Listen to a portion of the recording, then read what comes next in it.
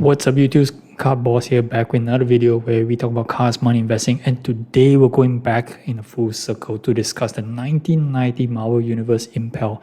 And for those who haven't checked out my very first video on this channel, it talks about my investing adventure with the 1990 Impel. Now, while I have to admit that particular video quality wasn't as good back then, but there is an interesting story to tell which gives a lot of background to what we're discussing today. And what exactly are we going to talk about today? Well, basically, almost after 2 full years and 1 pandemic later, I finally have almost all my 1990 Marvel cards graded and sold.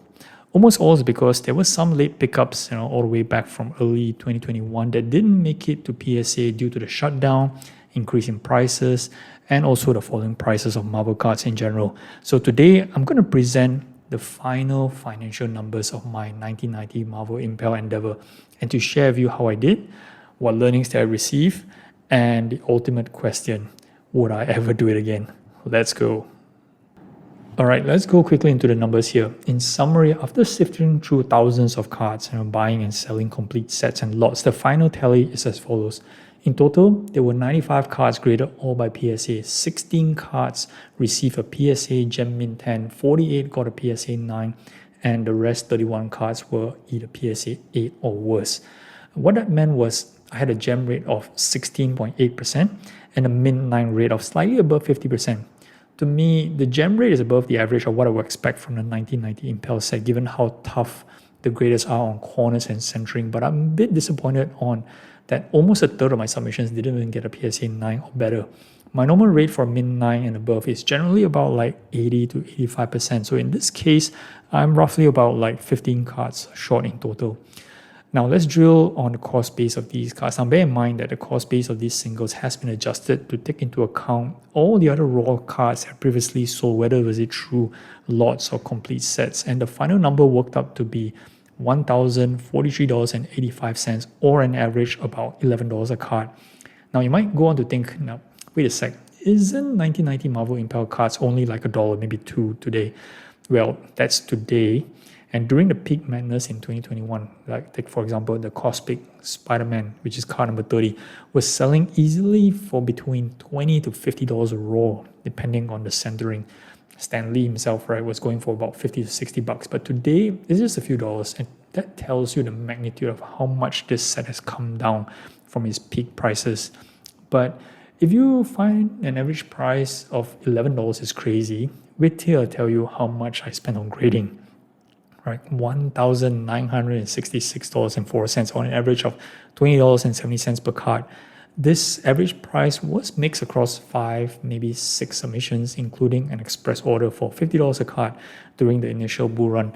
But when you look at today's grading cost of $19 per card, which is what PSA is offering these days for bulk submissions, we're actually not that far off. But the returns on graded 1990 Marvel Impel has come down so much, which makes it theoretically no longer profitable to buy and grade, even if the raw cards are just selling for a couple of bucks. So that brings us to a grand total, right? Raw and grading fees to a tad above $3,000. The big question is, how did I do at the end of the day? PSA Mint 9 sold for a total of $1,039.90 or an average of $22 per card. Those graded 8 or below sold for just $351 or about $11.33 per card.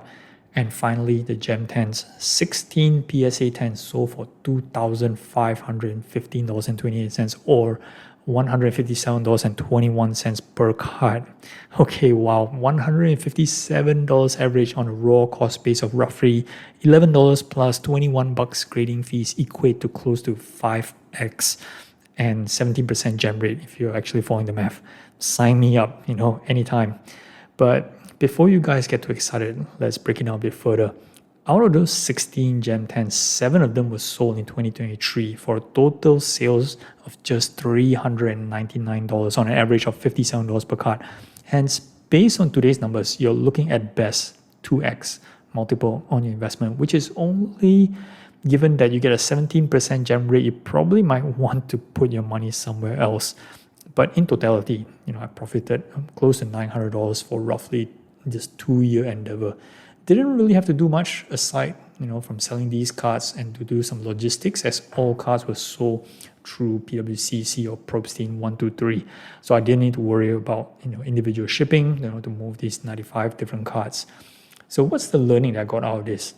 Sure, I made some profit, but the biggest learning is when there is a hype, like the 1990 Marvel Impel, like how we had it back in early 2021. And if you believe in the hype in terms of getting a return, you have to go big and you have to go fast. Now, if you go back and watch my initial video, I scooped out thousands of cards, even knowing that the condition on a lot of these cards were far from good. But I was hoping to find those diamonds in the rough so that I could flip it, upgrade it, then flip it for 5 to 10x at a time. And hoping that at the end of the day, I would make money when it's all said and done. So 2 young years later, I proved my theory right and made close to $900. But which brings me to my last question, right? If I had the chance, would I redo everything that I did all over again?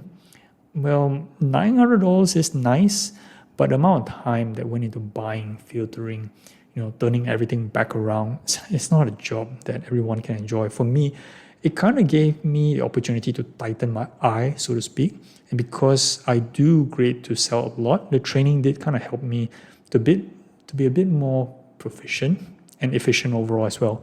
But solely from a time and financial standpoint, there is some justification that you need to make to yourself before spending all that time and to get this amount of return. So in conclusion, the craze of the 1990 Marvel Impel is behind us now. And I'm not saying that the cards are no longer in demand. In fact, there are still people trying to put together Gem 10 sets or even Gem 9 sets as well. But from an investment standpoint, this is one that's going to go down as part of Marvel Cards history, as a lesson that we all can look back and learn to appreciate in the future. All right, that's all I got for today. Hope you guys enjoyed this particular segment. Do like and subscribe, follow my channel for more content. Thanks for watching, guys. Till the next one. Carboz out.